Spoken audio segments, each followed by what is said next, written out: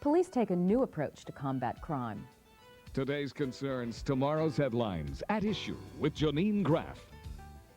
The two Boston police officers who fatally wounded Hector Morales after he opened fire on them with a shotgun say that they still believe in a new, non-antagonistic approach to control gang activities.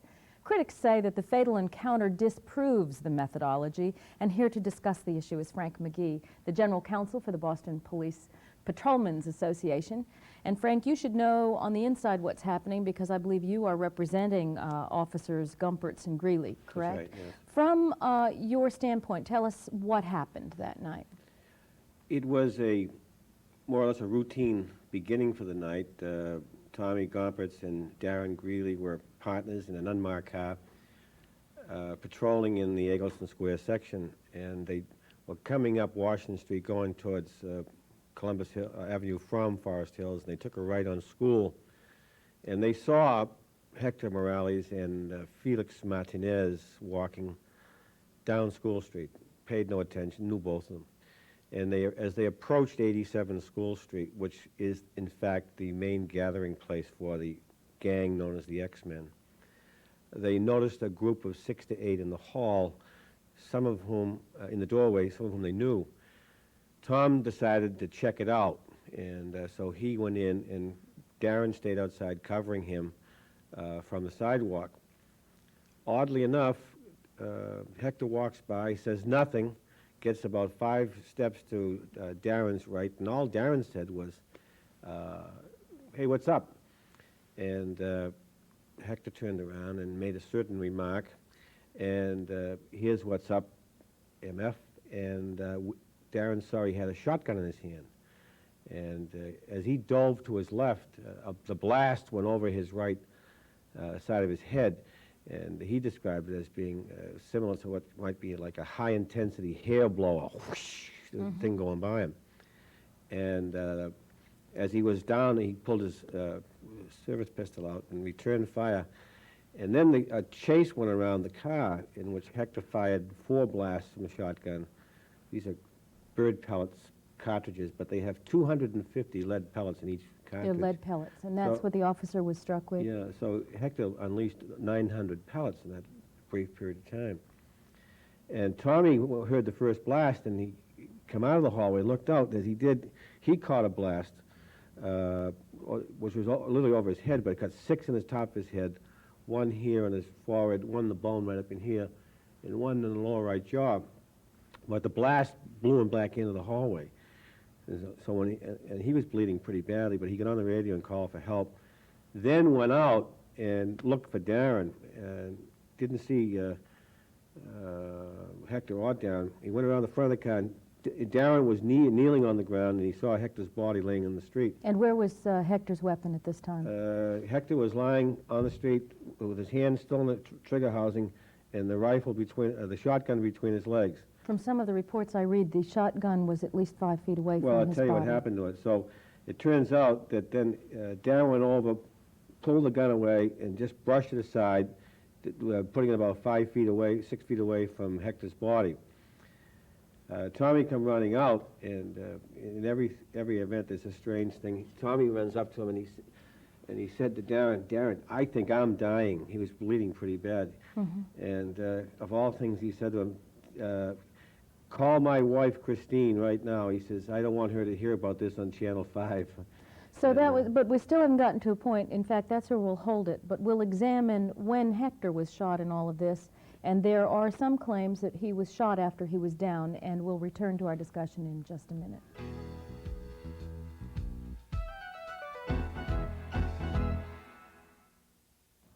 At issue is the new technique to gang control. Is it working, or does it put police into a greater risk?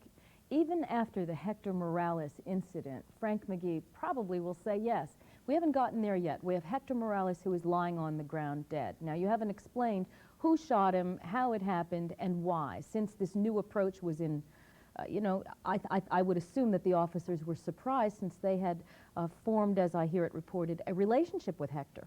They knew Hector very well. On Thanksgiving Day, Tommy had spent an hour with Hector, and they were discussing guns, and Hector had a fascination with guns. And he asked Tommy, what Tommy would do if somebody ever pulled a gun on him.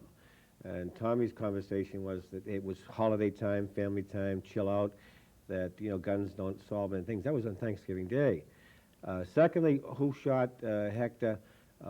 Both officers had 9mm semi-automatic weapons. I think both began firing. It's up to the medical examiner now to find out which weapon actually killed him. No The question. gunshot wound that he died of was where?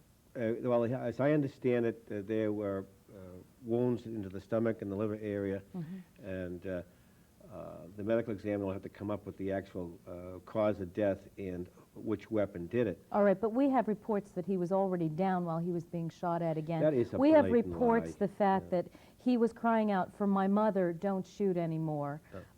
We have reports that, all of those sorts of things, that the police were using deadly force, and that this is supposed to be, this non-antagonistic approach. Well, number one, those are blatant lies. And fortunately, one of the X-Men, perhaps in one of his weaker moments, clearly stated that Hector shot the cops because he was mad. And Hector fired first. Why was he mad?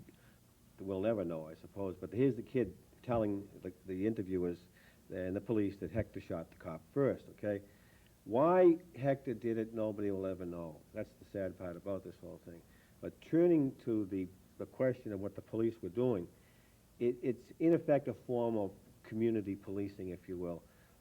Time has demonstrated, I think, that something new and something more incisive has to be done. Like what? Well, I mean, if these this is people- non-antagonistic, they form a relationship. The police possibly cross a barrier that maybe they should. The older cops would never have done that. Isn't that true? Well, I They think wouldn't have gone older where. cops would say, look, you're playing with fire here. It's a very dangerous situation. So do you think the non-antagonistic approach put them at greater risk? Well, there's no question that the risk increases, okay?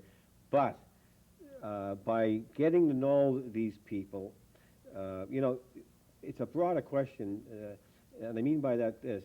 I'm convinced that these gang members find in the gang membership a substitute for family structure. If you look at it, very few of them come from functional families. Right. We would guess that, but the fact is that these officers are trying to form relationships with them. Correct? First name basis. So they might go up and say, Hector, hey man, what's up? Hector, why would he turn on them and all of a sudden fire? Well, I don't know. I'm still waiting for the medical examiner's report as to whether or not there was or was not any controlled substances in Hector's system that night. The X-Men deal in guns, they deal in cocaine, and they deal in violence. That's, that community down there is riddled. It's a tragic thing to talk to people down there, and that they have to live night after night.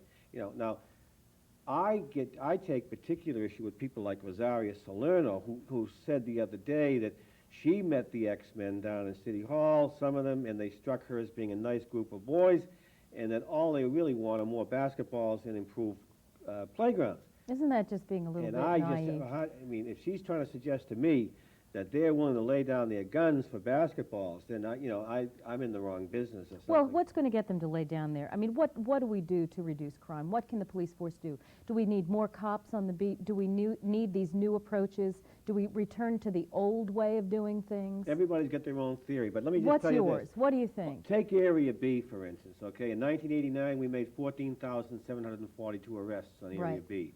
There aren't enough jails to hold all the people who are arrested down there, okay? We've had 138 murders in Boston, over 85% have been done on Area B. There's almost 600 people wounded, okay? There is, in fact, a war going on in Area B. People don't want to think about So it. what's the solution? Do So we you put do- more police, move them out of We have low-crime 300 areas? police in Area B now. All right, do we which would take 'em all out of by the itself cruisers would and make put 'em it on the like street? the 5th largest police department in Massachusetts, in one police district. So what should we do? Do we put them on the street? Do we take them out of the cruisers? Are there new talks of how they can interact with these gangs or disperse them without deadly force? Well, how do you, for instance, you take them out of cruises, we get 1 million calls a year to 9/11 in Boston, and when you start taking people out of cruises, what's left to answer the 9/11 calls is just going to increase the response time. Do you flood the streets of Roxbury with cops? We got 300 down there now. I'm personally convinced that the way we're going now is the right way. It's The new approach. the new You're saying the approach. new non-antagonistic Right. approach And what you is got the to do way. is get the citizens to be willing to come forward, including parents and relatives. If they know that these kids are involved in gang activities, they've got to know that they've got guns. You know, the police need information. The police can do nothing without information, okay? And that's what's important. So you're saying that what they should do in the community is if there's a gang member living nearby, someone sees him carrying a gun, to call the police immediately. But what can the police do? Do they pick him up? Do they let him go? Well, I mean, how many times has Hector Morales been arrested before this incident? Well, I don't want to go into his arrest record because of various, you know, laws relating to disclosure of people's But we past might records. assume that this was not his You first can occasion. assume that. But, you know, take our stop and frisk policy. The Alan Dershowitzes of the world and all those people come forward, you know. And to me, it's a totally reasonable thing. If you see 5 or 6 youths on Humboldt Avenue at 3 o'clock in the morning in a group, it's entirely reasonable to stop and at least frisk them. Or bring him down to the station, question him? Can you do that? You don't have to go that far. All right. But the critics say you can't even stop and frisk. All right. So you're saying the police are having their hands tied, and that is probably where we have to leave you in that moment of frustration. But we're going to take a look at the reasons for the crime wave in just a minute.